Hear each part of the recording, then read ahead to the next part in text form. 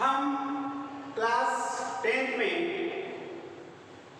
Subject science and technology second मतलब paper second chapter name is life processes in living organisms, ठीक है, part 1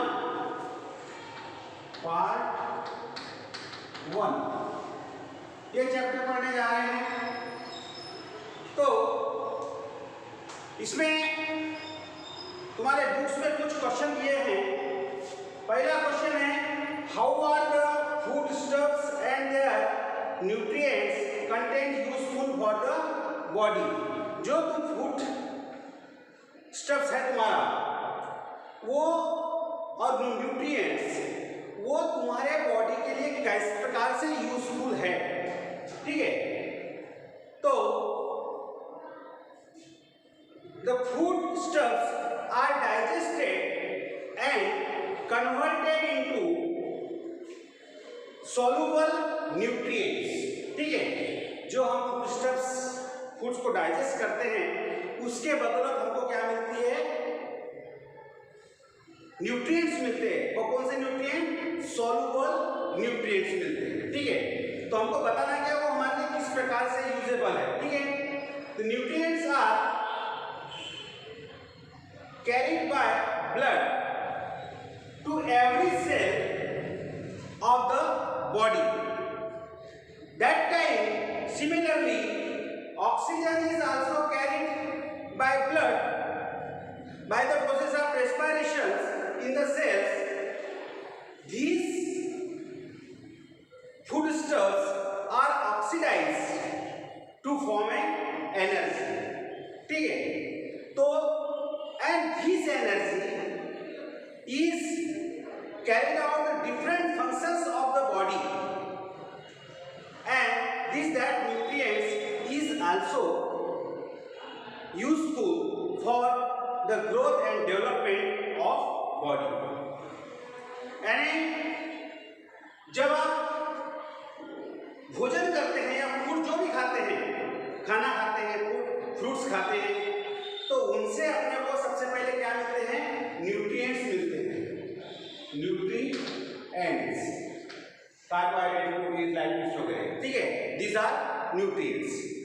और उस nutrient कह सकते हैं सॉल्युबल न्यूट्रिएंट्स, और these nutrients are carried by blood and transported to the every cell of the body.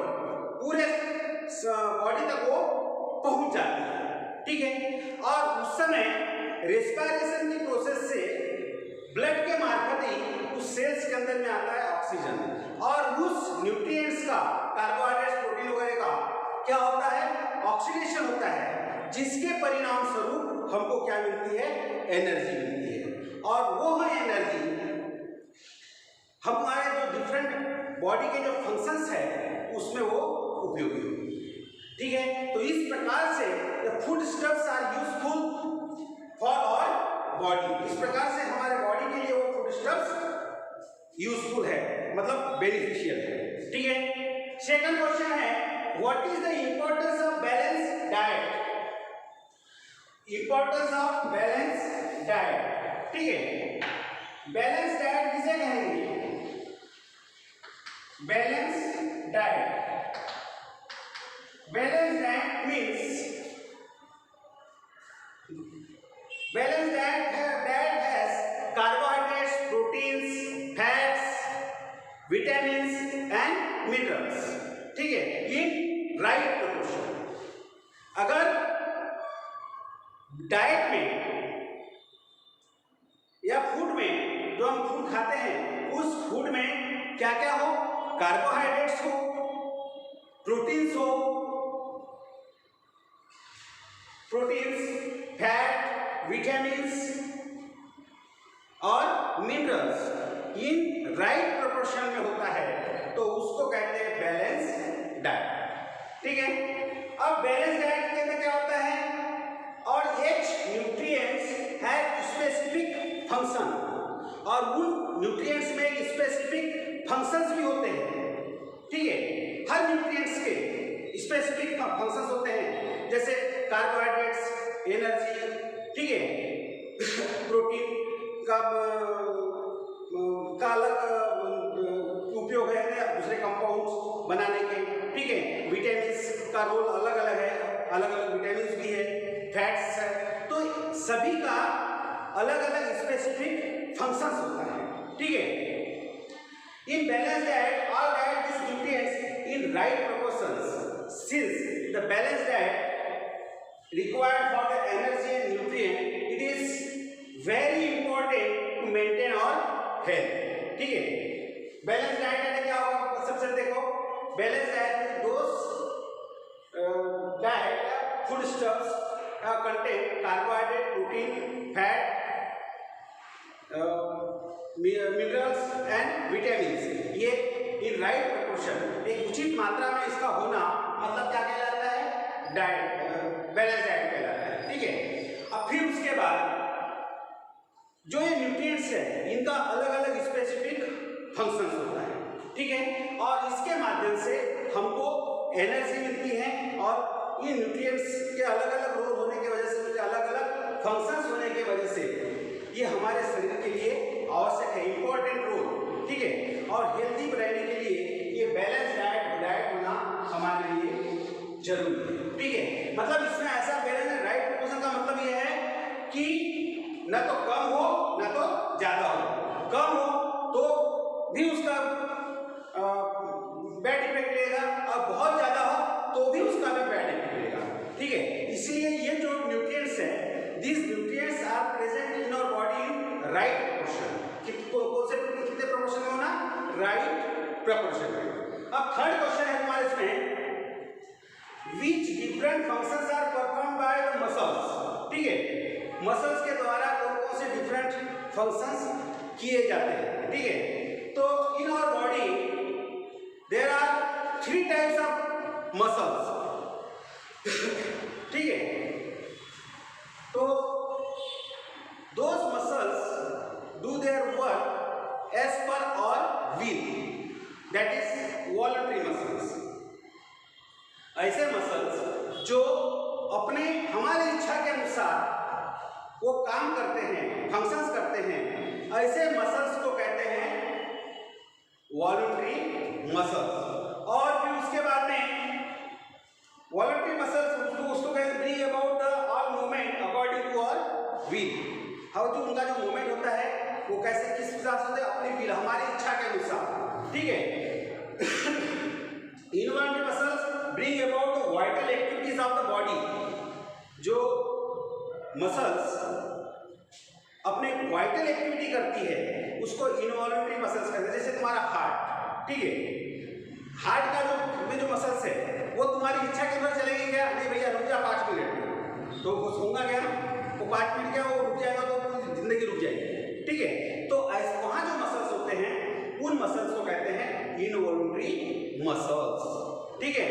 और उसके बाद में है द विजुअल ऑर्गन्स आर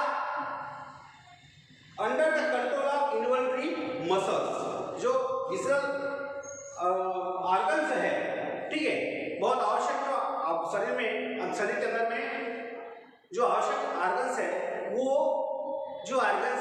वो किसके अंडर में काम करते हैं, वो इनवॉलंटरी मसल्स के इसमें। जैसे heart work under the cardiac muscles, उस कार्डियक मसल्स में होते हैं। तो इस प्रकार से there are 3 types of muscles in our body, ठीक है। And in this muscles there is present the carbohydrates and protein also, ठीक है। इन मसल्स में कार्बोहाइड्रेट्स और प्रोटीन भी होती है, ठीक है।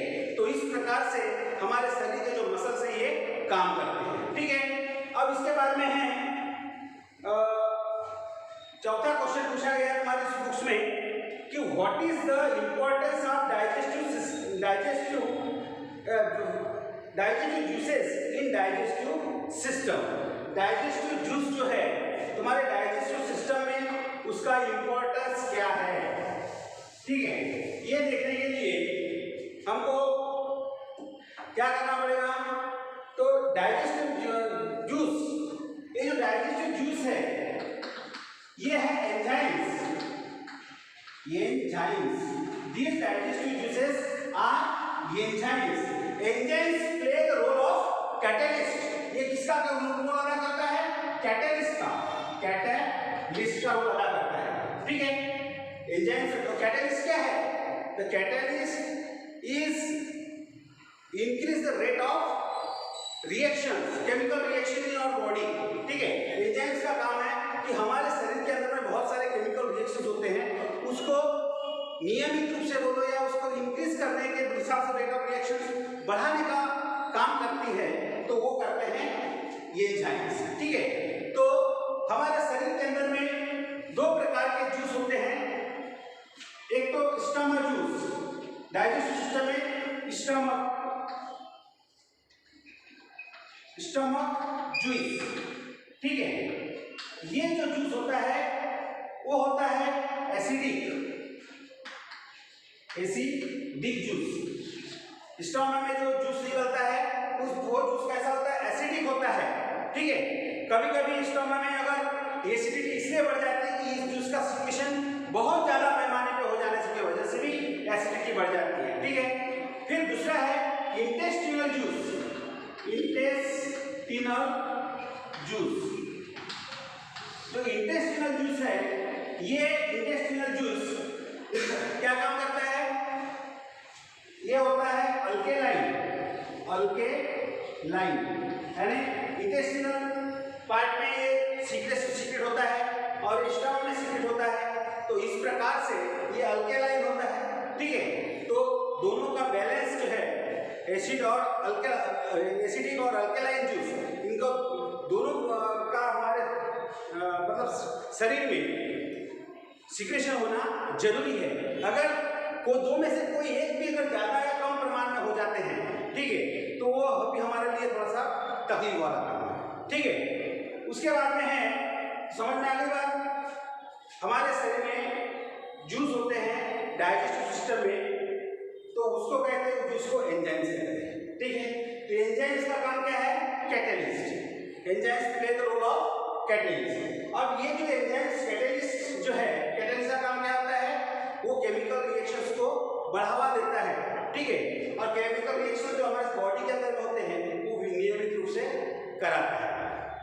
उसके बाद में ये हमारे डाइजेस्टिव सिस्टम में जो जूस है, ये दो प्रकार के निकलते हैं। एक तो स्टमक जूस, ठीक है, वो स्टमक जूस कैसा होता है? एसिडिक होता है। उसके बाद में इंटेस्टिनल जूस जो होता है वो अल्केलाइन होता है। तो दोनों अल्केलाइन और एसिडिक, ठीक है, ये दोनों जूस हमारे बॉडी के लिए जरूरी है, न तो ये कोई ज्यादा होना न कोई कम होना, तभी हमारे डाइजेस्टिव सिस्टम बराबर रहेंगे। It is the importance of digestive juice in the digestive system, okay. फिर उसके बाद में है which system is in action for removal of waste materials produced in human body. कौन सी ऐसी सिस्टम है जो हमारे शरीर में नाइट्रोजनस वेस्ट मटेरियल्स को बाहर निकालने का काम करती है, ठीक है। तो वो सिस्टम है एक्सक्रीटरी सिस्टम, ठीक है। इन एक्सक्रीटरी सिस्टम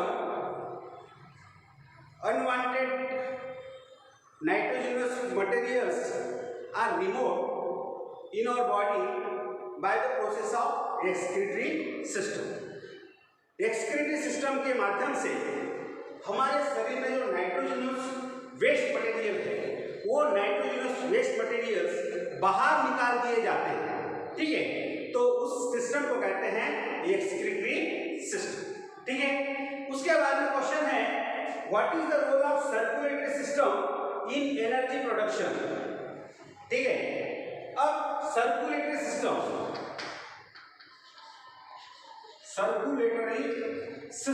ये क्या है? Circulatory system means the nutrients obtained from the digestive systems are mixed in the blood and these nutrients are reached to every cell of body. Similarly, that time oxygen obtained from the respiratory systems is also mixed in the blood and these bloods are pumped by heart and goes to the cells, every cells, ठीक है। तो कहने का मतलब है कि सबसे पहले जो न्यूट्रिएंट्स है कहाँ से मिले अपने को, डाइजेस्टिव सिस्टम से। वो कहाँ मिक्स हुए, ब्लड में हुए, और ब्लड के माध्यम से कहाँ गए, every cells of the body. उस टाइम उसी प्रकार से जो रेस्पिरेटरी सिस्टम से, श्वसन संस्था से जो ऑक्सीजन आया है, वो ऑक्सीजन भी कहाँ पर मिक्स हुआ, ब्लड में। ब्लड में मतलब ब्लड में कौन से भाग में, आरबीसी। आरबीसी मतलब रेड ब्लड कॉर्पस्कल्स, ठीक है। और उसके बाद में उस मिक्स होने के बाद हार्ट क्या काम करेगा, उस ब्लड को पंप करेगा तो सीधा वो न्यूट्रिएंट्स और ऑक्सीजन कहाँ जाएंगे, सेल्स में जाएंगे। सेल्स में फिर क्या होगा, एक माइटोकॉन्ड्रिया ऑर्गेनेल्स होता है। उस माइटोकॉन्ड्रिया ऑर्गेनेल्स की सहायता से क्या होगा, जो न्यूट्रिएंट्स है उसका ऑक्सीडेशन होगा, और ऑक्सीडेशन होने से क्या होगा कि हमको एनर्जी मिलेगी, ठीक है। तो ये इसका रोल रहा होगा। What is the role of circulatory system in energy production, ठीक है। तो उससे अपने को एनर्जी मिलेगी, मतलब एनर्जी प्रोड्यूस होगी। समझ में आ गई बात। अब how are the various process occurring in human body, control in how many ways, ठीक है। अब यहाँ पर दो प्रकार की सिस्टम जो है वो काम करती है। एक तो पहले है nervous systems and endocrine systems, ठीक है। तो nervous endocrine system bring about the control of nervous and chemical coordination. एक नर्वस का और केमिकल कोऑर्डिनेशन हमारे शरीर में होता है, ठीक है। Due to such coordination different functions are done in sequential manner. Sequential manner में होते हैं एंड कंट्रोल मैनर में भी होते हैं, ठीक है। सीक्वेंस से पूरे सिस्टम होते रहते हैं। यह एक कोऑर्डिनेशन बनता है एंडोक्राइन से। एंडोक्राइन ग्लैंड होते हैं हमारे शरीर में, वहाँ से कुछ सिक्रेशन होता है, जिसके कारण हमारे शरीर में की जो सिस्टम है वो पूरी सीक्वेंशियल मैनर में समाप्त होती है, ठीक है।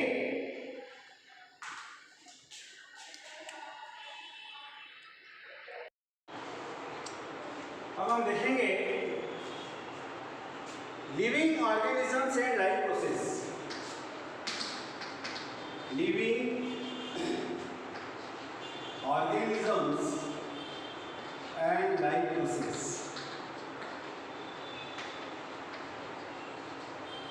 Living organisms and life process, ठीक है। अब various organ systems are continuously perform their functions in our body. बहुत सारी जो सिस्टम्स है, ऑर्गन सिस्टम है अपने शरीर के अंदर में, वो होते रहते हैं, ठीक है। Along the systems just like digestive system, respiratory systems, circulatory systems, excretory systems, control systems and different external and internal organs performing their functions in coordinations, ठीक है। हमारे शरीर के अंदर में बहुत सारी ऑर्गन सिस्टम जो है वो काम करती है। कौन कौन सी, जैसे डाइजेस्टिव सिस्टम हो गई, सर्कुलेटरी सिस्टम हो गई, रेस्पिरेटरी सिस्टम हो गई, कंट्रोल सिस्टम हो गई। और जो ऑर्गन्स है वो बिल्कुल इंडिपेंडेंटली अपना फंक्शन परफॉर्म करते हैं, इंडिपेंडेंटली, ठीक है। और कैसे करते हैं, अंडर द कोऑर्डिनेशन, ठीक है। अपने अपने हिसाब से वो कोऑर्डिनेशन में करते हैं। These overall actions required the energy, और ये सब करने के लिए उसको किस चीज़ की आवश्यकता पड़ती है, एनर्जी की आवश्यकता पड़ती है, ठीक है। तो this energy is obtained by the oxidation of carbohydrates, fats and lipids वगैरह, ठीक है। इनका ऑक्सीडेशन होने के वजह से उसको क्या मिल जाती है, एनर्जी मिल जाती है। और ये सब जो सिस्टम हो रही है, ये सिस्टम को पूरा करने के लिए भी उसको एनर्जी की आवश्यकता पड़ती है, ठीक है। तो ये फैट्स, कार्बोहाइड्रेट्स, लिपिड्स, ये सब वो काम करती है, ठीक है। These are the main sources of energy. तो एनर्जी का मेन सोर्स कौन सा है? Carbohydrates, fats and lipids. ठीक है, अब उसके बाद में it is not like that food stock sufficient, सिर्फ फूड स्टॉक से अपने को काम नहीं होगा, न्यूट्रिएंट से ही काम नहीं चलेगा, तो उसके लिए ऑक्सीजन की भी आवश्यकता पड़ती है। ठीक है, और ये ऑक्सीजन की आवश्यकता पड़ती है, तो उसके लिए all these foodstuffs are transported up to the cell via circulatory systems besides its own way the process of energy products. तो इस प्रकार से सेल्स से जाते हैं तो ऑक्सीजन मिल जाता है, न्यूट्रिएंट्स मिल जाते हैं, कार्बोहाइड्रेट्स, फैट्स वगैरह, और उसका ऑक्सीडेशन होने से क्या मिल जाती है? एनर्जी मिल जाती है। ठीक है, तो अब ह्यूमन, ये जो सिस्टम है ह्यूमन एंड ऑल ऑर्गेनिज्म कम या ज्यादा पैमाने पे, ठीक है, मोर और less the systems are same in every organism including human also. ठीक है, ह्यूमन को मिला के भी ये सिस्टम जो है ये सब में ये होते ही रहती है। ठीक है, तो human they utilize some food, और जो प्लांट्स जो है, ये सिस्टम जो है प्लांट्स कैसे होते हैं? ये ऑटोट्रॉफ्स होते हैं, ऑटोट्रॉफ्स। बिकॉज इसको ऑटोट्रॉफ्स इसलिए कहेंगे because the plants prepare their own food. ठीक है, ये अपना भोजन स्वयं तैयार करते हैं। ठीक है, some of the foodstuffs are used by plants for their growth and development, and remaining foodstuffs या nutrients are stored in the body of plants, and then we are consume the plant's body, या उसको फिर animal के द्वारा या including human also उसको फिर क्या काम करते हैं? कंज्यूम करते हैं, और उस प्रकार से हमको क्या मिल जाता है? ये न्यूट्रिएंट्स हमारे शरीर में आ जाते हैं। समझ में आ गई बात? तो जैसे प्लांट कैसा है? ऑटोट्रॉफ्स है। ऑटोट्रॉफ्स को इसलिए कहा गया है because they prepare their own. ठीक है, वो अपना भोजन स्वयं तैयार करते हैं। ठीक है, और कुछ जो न्यूट्रिएंट्स है न्यूट्रिएंट जो है वो यूज करते हैं, और बाकी जो न्यूट्रिएंट्स बचा हुआ है वो उनके बॉडी में स्टोर रहता है, और हमारा मेन सोर्स ऑफ एनर्जी वहाँ से फूड स्टफ्स वहीं से मिलता है ना, हम उसको उसी को कंज्यूम करते हैं ना, आप दाल चावल रोटी सब्जी जो भी खा रहे हैं, फ्रूट्स वगैरह, तो अपने को ये प्लांट्स से ही प्राप्त हुए हैं। ठीक है, तो इस प्रकार से फिर वो हमारे शरीर में आ जाता है, एनिमल्स के शरीर में आ जाता है, इंक्लूडिंग ह्यूमन बीइंग्स के भी शरीर में आ जाता है। ठीक है, तो कौन से आते हैं? तो उसको कंज्यूम करते हैं और न्यूट्रिएंट्स हम प्राप्त कर लेते हैं। ठीक है, we obtain the carbohydrates from milk. हम कार्बोहाइड्रेट्स कहाँ से प्राप्त करते हैं? मिल्क के द्वारा, फ्रूट्स, जैगरी, गुड़, ठीक है, cane sugar, vegetables, potatoes, sweet meats, cereals, wheat, maize, ragi, जवार, मिलेट, राइस एक्सेट्रा, इनसे हमको कार्बोहाइड्रेट्स प्राप्त होता है, और उसका ऑक्सीडेशन होने से फिर हमको एनर्जी मिलती है। ठीक है, we get 4 kilo calorie energy from 1 gram of carbohydrates, 1 carbohydrates. ठीक है, अपने को 4 किलो कैलोरी एनर्जी कहाँ से मिलती है?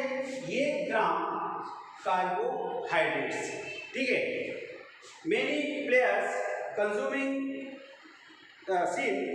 सम food stuff during the break of the game.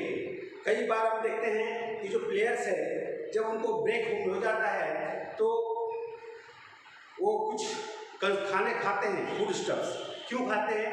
क्योंकि उनके खेलते खेलते उनकी एनर्जी कम हो जाती है, और जो खाने के बाद उसका न्यूट्रिएंट्स उनके शरीर में ब्लड में चले जाते हैं, और सेल्स में चले जाते हैं ब्लड के द्वारा, और फिर उसका ऑक्सीडेशन हो जाता है, जिसके कारण उनको क्या मिल जाती है?